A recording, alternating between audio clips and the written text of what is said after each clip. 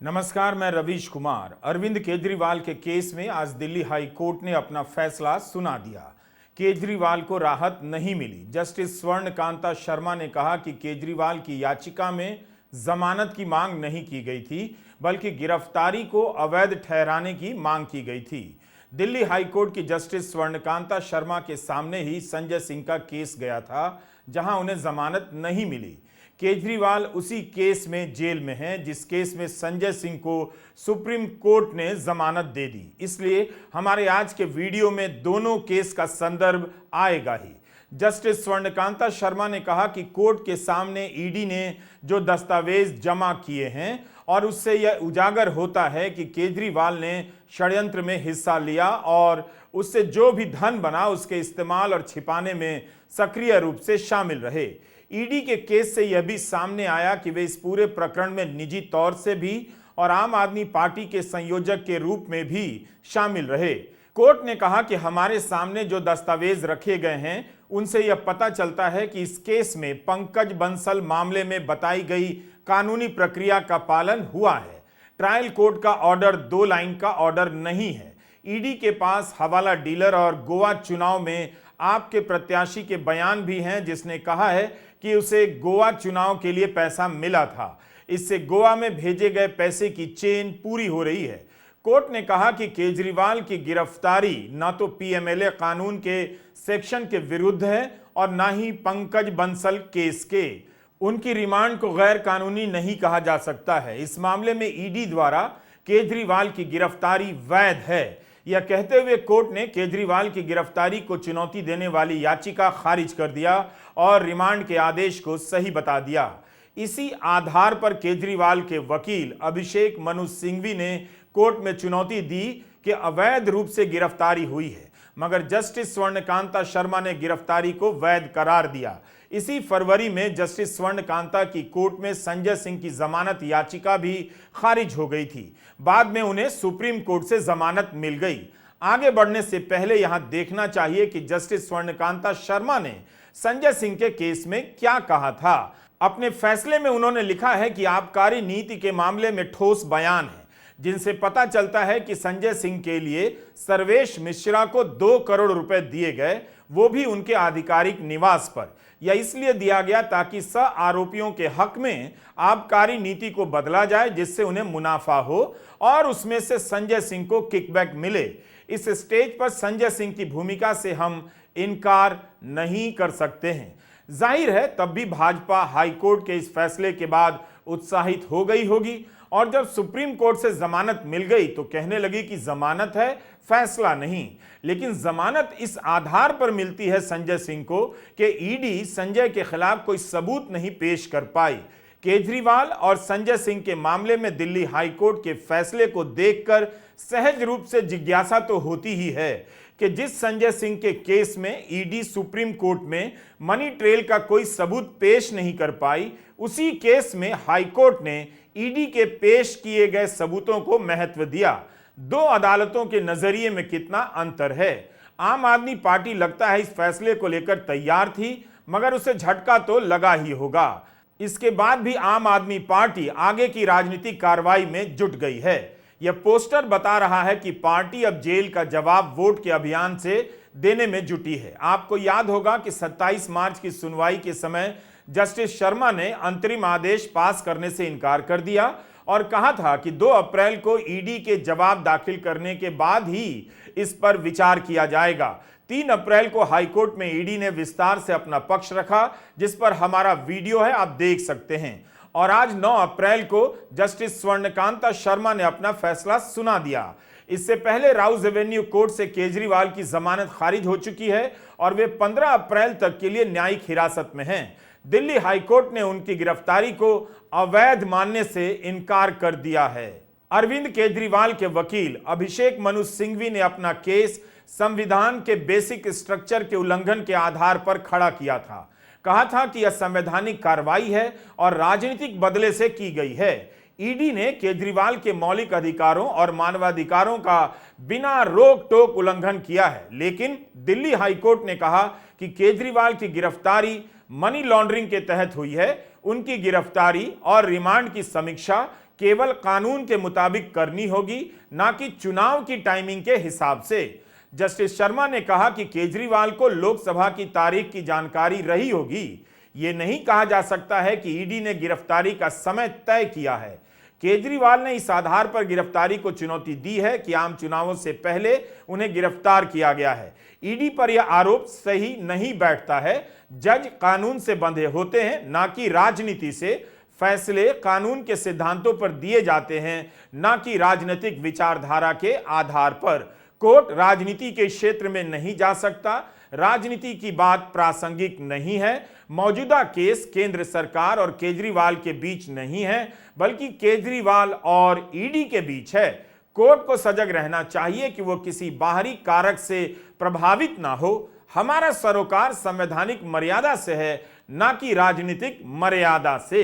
अभिषेक मनु सिंघवी ने अपनी बहस में इस बात पर जोर दिया था कि चुनाव के समय गिरफ्तार किया गया है ताकि वे प्रचार में हिस्सा ना ले सकें। इससे लेवल प्लेइंग फील्ड यानी समतल मैदान नहीं रह जाता है और यह संविधान के बेसिक स्ट्रक्चर के खिलाफ है।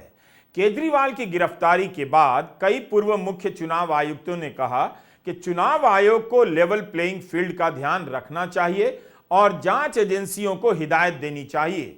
पूर्व मुख्य चुनाव आयुक्त एस.वाई. कुरैशी ने इंडियन एक्सप्रेस में लिखा है कि यह देखा जाना चाहिए कि गिरफ्तारी चुनाव तक रुक सकती है या नहीं।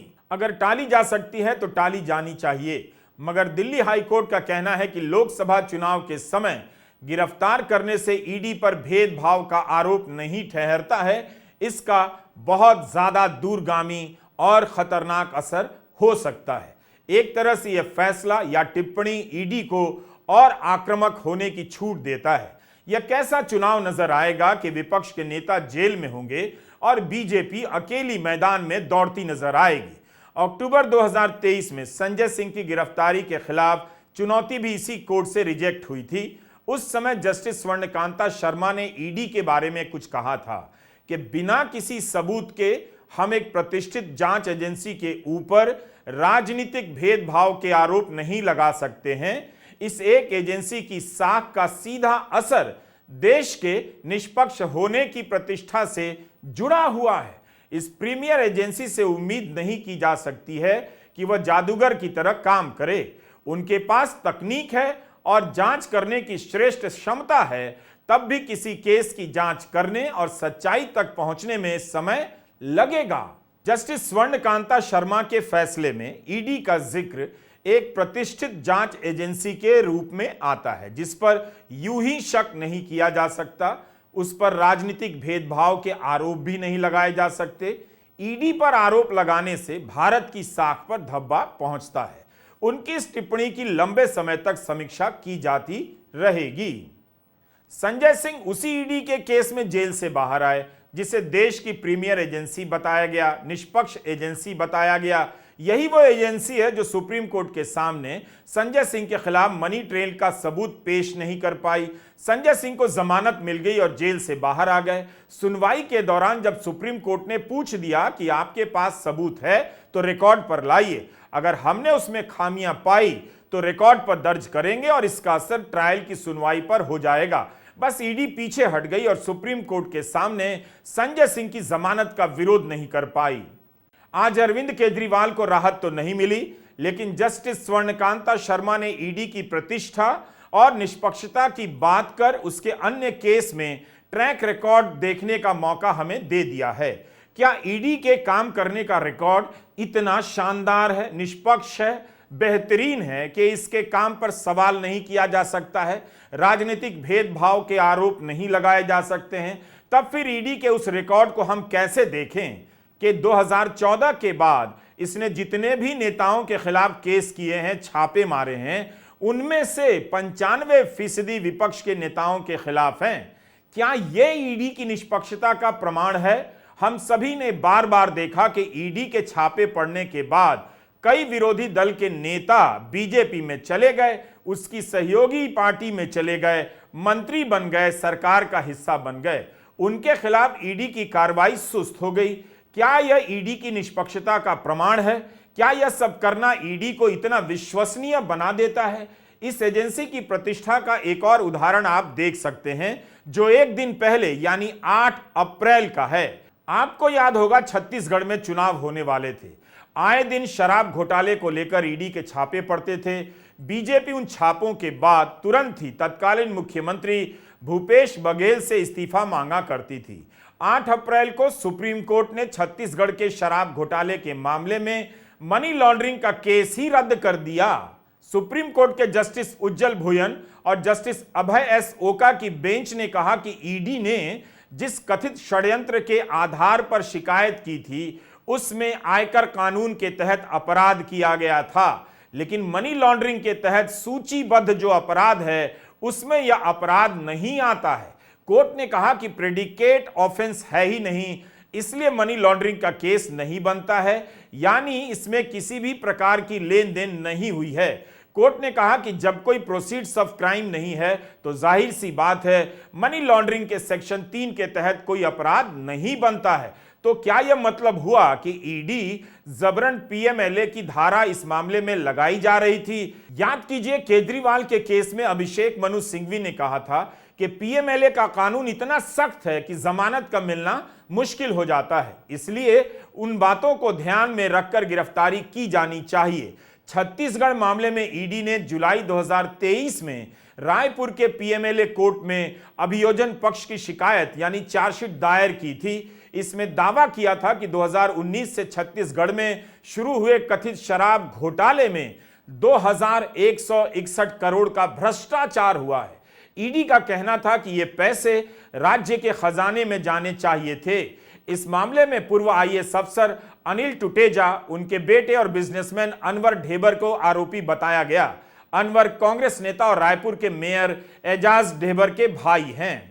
यह कोई मामूली फैसला नहीं है जिस आधार पर ईडी ने केस बनाया और सुप्रीम कोर्ट में उसका केस रिजेक्ट हुआ। लगता नहीं है कि एजेंसी निष्पक्षता और पेशेवर तरीके से काम करती है। ईडी ने छत्तीसगढ़ शराब घोटाले में अनिल टुटेजा को किंग पिन बताया था, मगर सुप्रीम कोर्ट ने इस केस को ही खारिज कर दिया। मतलब केस ही नहीं टिका। इस मामले में भी ईडी के वकील एसवी राजू ही थे। SV Raju additional solicitor general हैं। ईडी अगर प्रतिष्ठित एजेंसी है तो इसकी एक और प्रतिष्ठित कार्रवाई का नमूना आपके सामने पेश करना चाहता हूं। मार्च के महीने में कर्नाटक के उप मुख्यमंत्री डीके शिव कुमार को मनी लॉन्ड्रिंग के मामले में सुप्रीम कोर्ट ने बरी कर दिया, मगर उस समय ईडी की तरफ से खबरें चल रही थीं कि 143 करोड़ के मनी ट्रेल के संकेत मिले।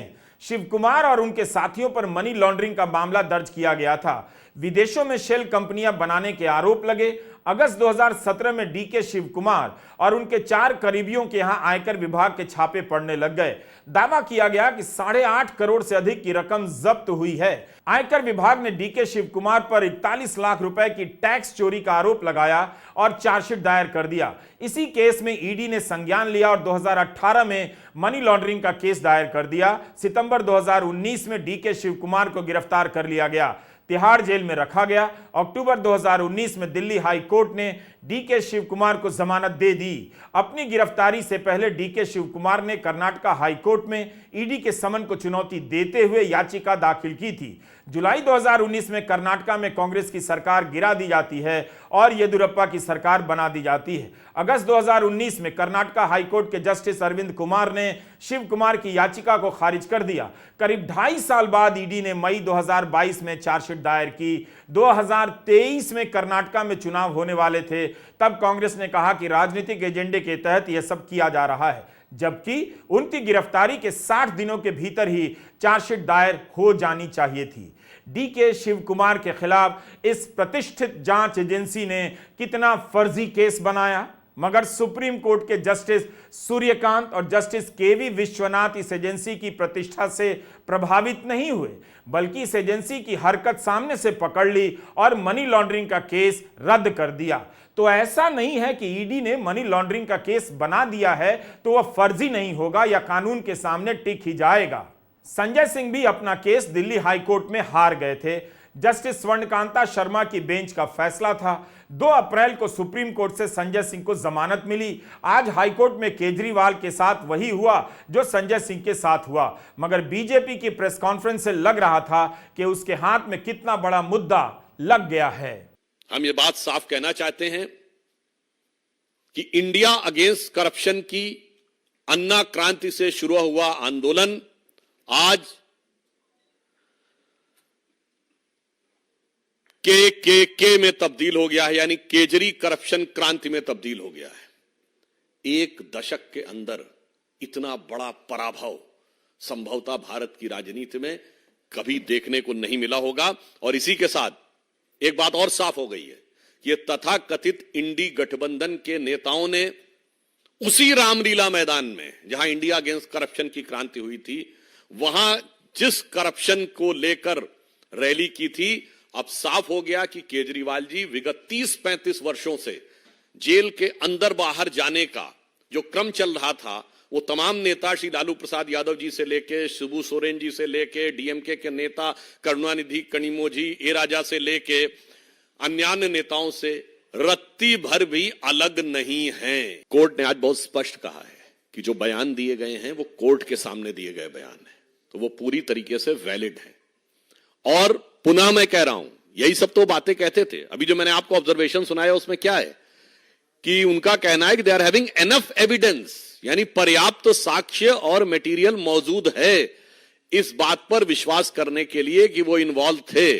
और कहां रखा है उस पे तो मैं कहना चाहूंगा यही तो पता लगाना है। क्योंकि मैं ऑन द मतलब एक दूसरे ढंग से कहूं, टीवी पर आकर यह कहा गया था ना कि केजरीवाल जी जेल में चले गए, उनका शरीर जेल में है पर आत्मा आप लोगों के साथ है। मुझे लगता है हो सकता है वो आत्मा तो उस पैसे की रक्षा तो नहीं कर रही है आसपास कहीं, जिसकी वजह से उस तक पहुंचना थोड़ा मुश्किल नजर आ रहा है। बीजेपी को डीके शिवकुमार के मामले में भी ईडी का बचाव करना चाहिए और 8 अप्रैल को छत्तीसगढ़ शराब घोटाले में भी ईडी का केस रद्द हुआ, उसमें भी सामने आना चाहिए। हाईकोर्ट का फैसला आते ही बीजेपी का आक्रमण तैयार नजर आया और आम आदमी पार्टी का जवाब भी। जो फैसला हाईकोर्ट का आया है, कोर्ट है, कोर्ट के इंस्टीट्यूशन है, इंस्टीट्यूशन का हम सम्मान करते हैं और हम सम्मान पूर्वक ये कहना चाहते हैं कि हम इस फैसले से सहमत नहीं हैं और इस फैसले के खिलाफ हम सुप्रीम कोर्ट जाएंगे और सुप्रीम कोर्ट के अंदर अपनी बात रखेंगे। कि संविधान निर्माताओं को ये बात पता थी कि अगर निचली कोर्ट गलती कर दे तो उसके ऊपर जाया जाए और अगर वो कोर्ट गलती कर दे तो उसके ऊपर जाया जाए, इसीलिए फैसले पलटे जाते हैं। और यही सारी बातें हाईकोर्ट ने इसी तरीके से संजय सिंह जी के विषय में कही थी। यही बेंच थी, यही कोर्ट था। और फिर हम जब सुप्रीम कोर्ट में गए, उन्हीं तथ्यों के आधार पे, उन्हीं आर्ग्यूमेंट्स के आधार पे जिनमें हाईकोर्ट ने संजय सिंह जी के पक्ष में कुछ नहीं दिया, वहीं सुप्रीम कोर्ट ने उनको बेल दे दी और यह तक कहा कि अगर इस मामले पे आप ज्यादा बहस करेंगे तो हमको ऐसा फैसला लिखना पड़ जाएगा कि आपका ये पूरा पूरा केस जो है ये हवा में उड़ जाएगा। ये बात सुप्रीम कोर्ट के बेंच ने ईडी के वकील को कही थी। दिल्ली हाईकोर्ट ने अपने फैसले में गवाहों को लेकर उठे सवालों पर भी विस्तार से जवाब दिया है। अरविंद केजरीवाल ने चुनौती दी थी कि शरत रेड्डी और राघव मगुंटा को माफी देकर सरकारी गवाह बनाया गया, उनकी बातों पर भरोसा नहीं किया जा सकता है। कोर्ट ने कहा कि सरकारी गवाह पर संदेह करना न्यायिक प्रक्रिया पर ही आक्षेप लगाने के बराबर है। सरकारी गवाह बनाने का कानून 100 साल पुराना है। यह नहीं कहा जा सकता कि केजरीवाल को फंसाने के लिए इसका इस्तेमाल किया गया है। एक सहज बुद्धि से सवाल उठता है कि क्या सरकारी गवाह के 100 साल के इतिहास में इस कानून का दुरुपयोग नहीं हुआ होगा? सरकारी गवाह फर्जी तरीके से नहीं बनाए होंगे? वकील इस पर बहस करते रहेंगे। हाईकोर्ट ने कहा सरकारी गवाह का कानून 100 साल पुराना है, मगर ईडी 100 साल पुरानी नहीं है। इसलिए हम यहां पुलिस से संबंधित कुछ उदाहरण दे रहे हैं।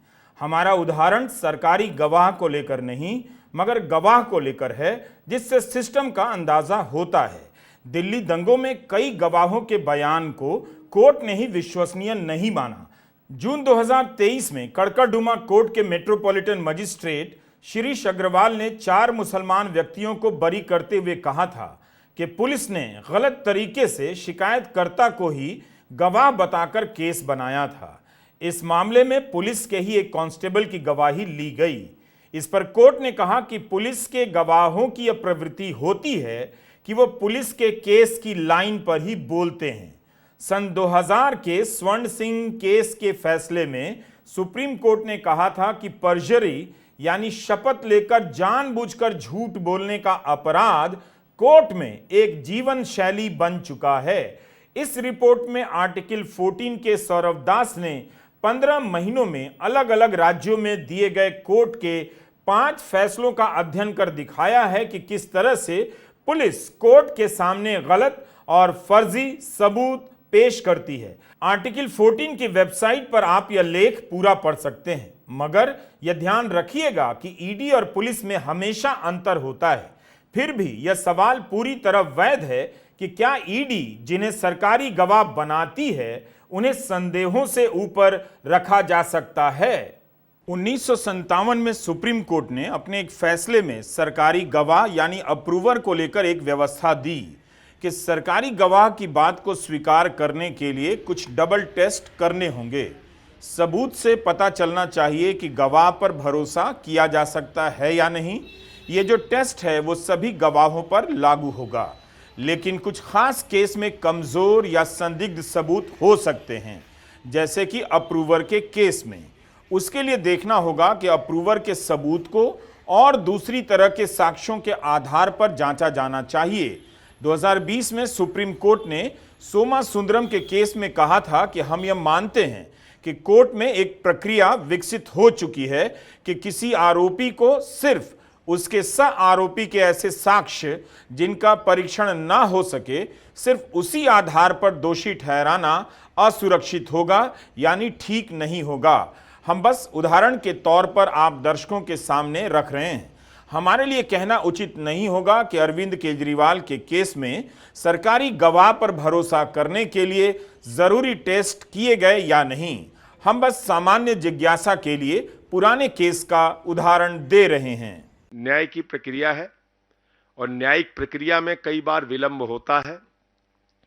पीएमएलए एक्ट में बहुत सारी जटिलताएं हैं, जिसमें जमानत मिलने के प्रावधान कठिन है, मुश्किल है, और उसके साथ जब आप साक्ष्य ही पूरे नहीं रखेंगे तो कोर्ट के सामने पूरी बात आ नहीं रही है। 20,000 पन्ने अनरिलाइड डॉक्यूमेंट में रखे गए हैं। मैं सभी पत्रकार मित्रों को बताना चाहता हूं, ईडी ने 20,000 पन्ने अनरिलाइड अपॉन डॉक्यूमेंट में रखे हैं, यानी कि 20,000 कागजात छिपाए गए हैं, यानी कि 20,000 कागजात ईडी कह रही है इस पे हमें भरोसा नहीं है। जबकि सेक्शन 50 पीएमएलए में तो आप झूठा बयान ले ही नहीं सकते। सबसे पहले बताया जाता है सेक्शन 50 पीएमएलए में कि देखो भाई, झूठी गवाही दोगे तो तुम्हारे खिलाफ कार्रवाई होगी।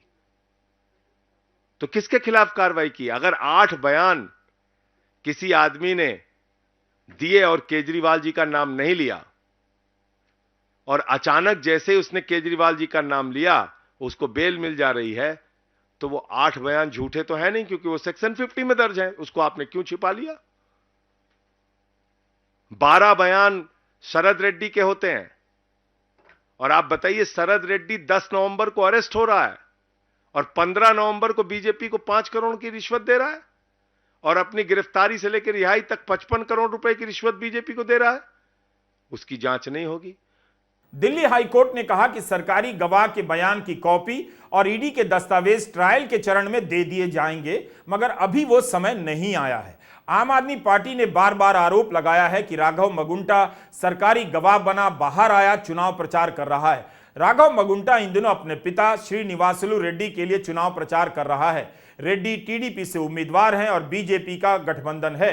कोर्ट ने कहा है कि चुनाव लड़ने के लिए टिकट कौन देता है, कौन इलेक्टोरल बॉन्ड खरीदता है, यह कोर्ट की चिंता नहीं है। केजरीवाल के पास यह अधिकार होगा कि गवाह को क्रॉस एग्जामिन कर सकें, उस व्यक्ति को उस समय जवाब देना होगा। मगर कोर्ट इस समय ट्रायल कोर्ट की जगह लेकर रिट ज्यूरिसडिक्शन में मिनी ट्रायल नहीं कर सकता। आम आदमी पार्टी के सौरभ भारद्वाज का कहना है कि ऑन रिकॉर्ड यह बात है कि गवाहों को डराया धमकाया गया है। तक हम सब ने देखा है, हजारों करोड़ की बात थी, फिर सैकड़ों करोड़ की बात थी, फिर 100 करोड़ की बात थी।